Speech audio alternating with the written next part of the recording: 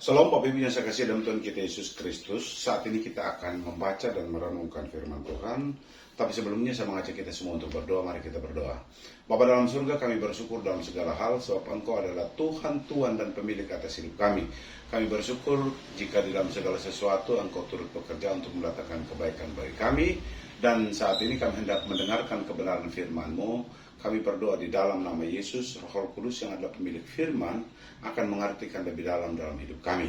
Kami siap untuk bersama-sama belajar firman-Mu dalam nama Yesus. Kami berdoa, haleluya, amin. Bapak Ibu yang saya kasih dalam Tuhan kita Yesus Kristus, khotbah saya saat ini akan didasarkan pada Roma pasal 8 ayat yang ketiga. Sekali lagi, khotbah saya kali ini akan didasarkan pada Roma pasal 8 ayat yang ketiga. Demikian firman Tuhan. Sebab apa yang tidak mungkin dilakukan hukum Taurat karena tidak berdaya oleh daging, telah dilakukan oleh Allah dengan jalan mengutus anaknya sendiri dalam daging, dan serupa dengan daging yang dikuasai oleh dosa karena dosa, ia telah menjatuhkan hukuman atas dosa di dalam daging.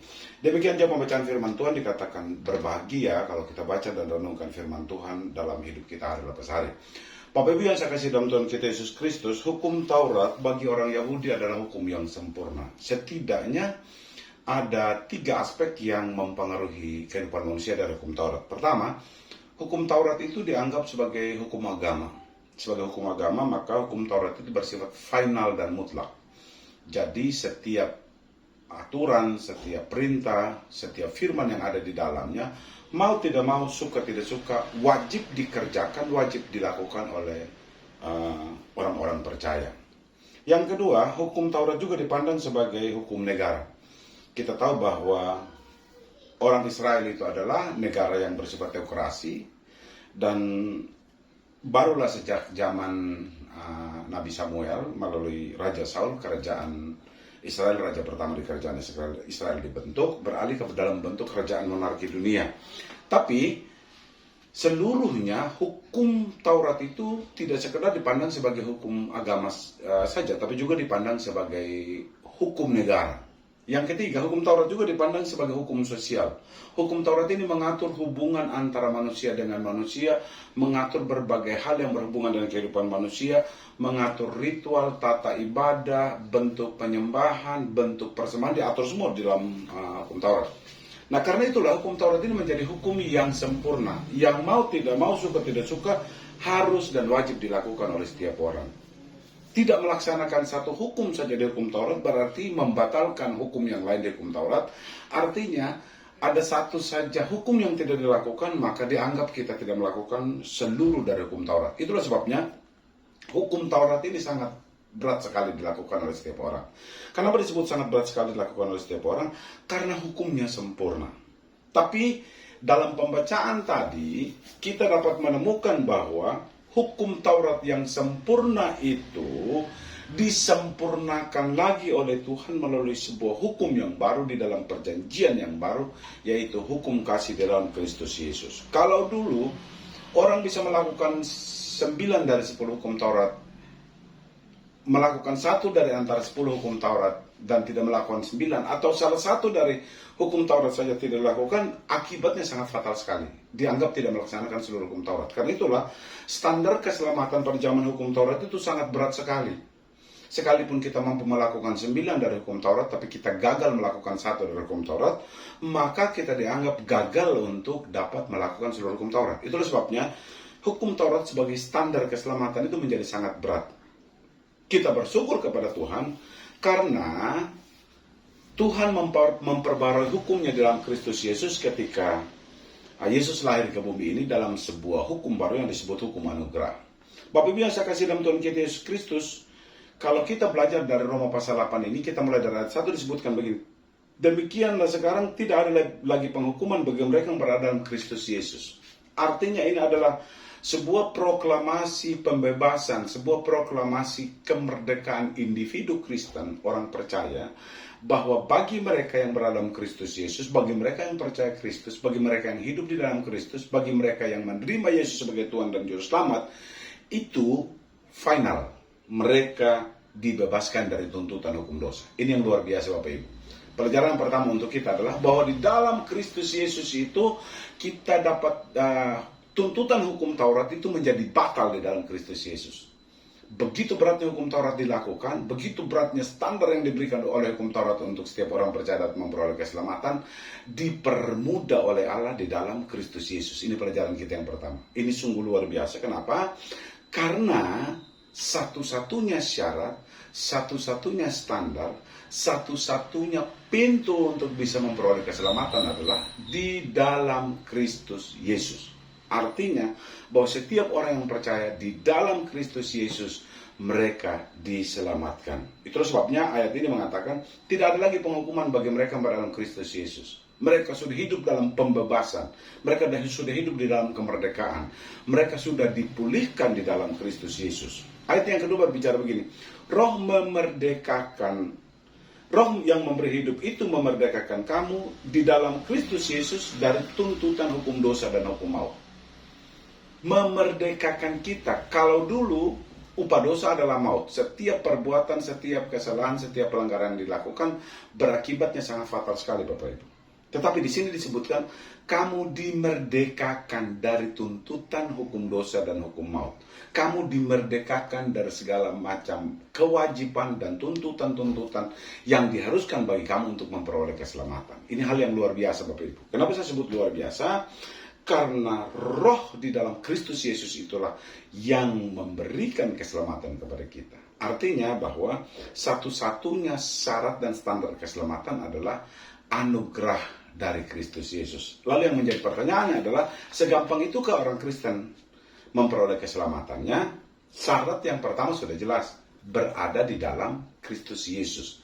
Percaya kepada Kristus, menyerahkan hidupnya kepada Kristus, hidup di bawah tuntunan Kristus, hidup di bawah pimpinan Kristus, totally di dalam Kristus. Itu syaratnya. Kalau kita berbicara totally di dalam Kristus, mari kita belajar apa yang Kristus kerjakan untuk memberikan keselamatan kepada kita. Bapak Ibu, saya mau katakan bahwa ketika Yesus hendak mengerjakan keselamatan kita itu tidak mudah.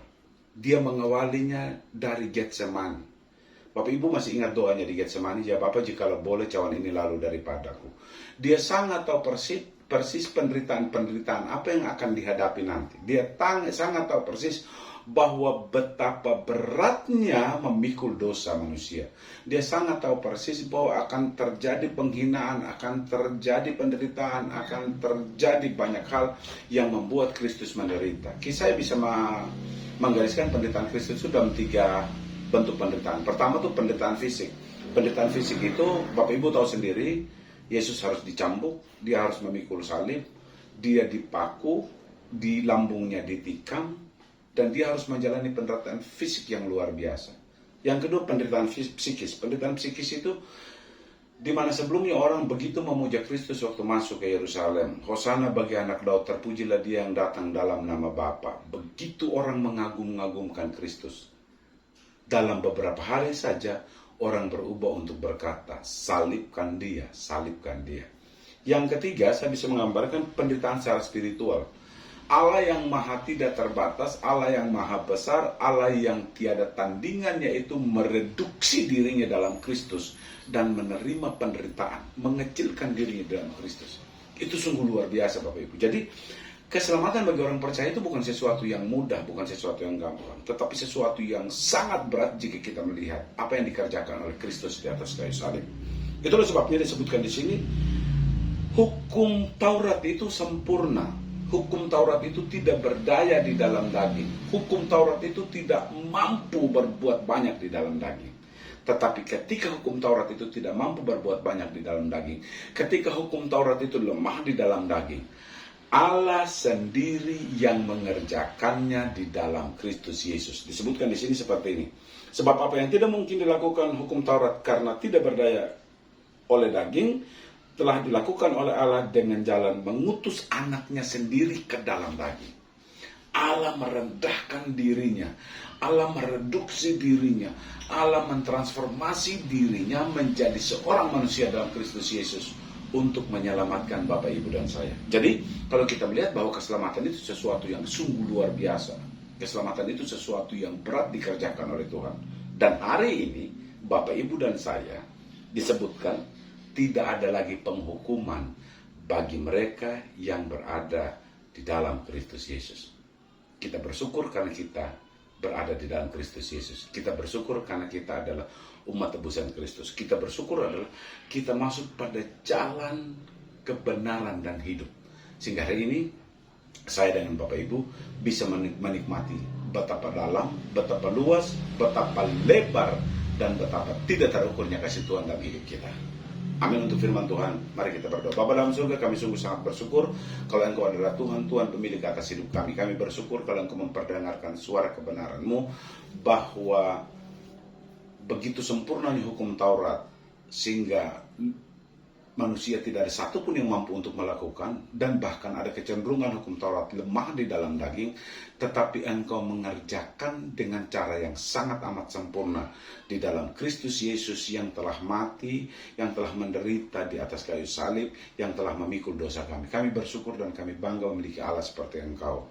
Dan pada saat ini kami berdoa untuk Bapak Ibu Gembala, Engkau memberkati mereka dalam setiap aktivitas pekerjaan bisnis mereka, memberkati kesehatan mereka, memberikan yang terbaik Bapak Ibu Gembala dan seluruh keluarga besarnya. Engkau memberkati juga seluruh pengurus di GBP Taman Firdaus, seluruh anggota jemaat kami taruh ke dalam tangan. Yang sakit disembuhkan, yang susah dihiburkan, sedangkan mereka yang kekurangan dicukupkan oleh Engkau. Tangan-Mu yang penuh kuasa dan berkasih itulah yang kami andalkan, yang akan menuntun kehidupan kami, sehingga kami dapat menjalani kehidupan kami di dalam segala kelimpahan bersama dengan Kristus. Terpuji nama Engkau selama-lamanya. Dalam nama Yesus kami berdoa. Haleluya.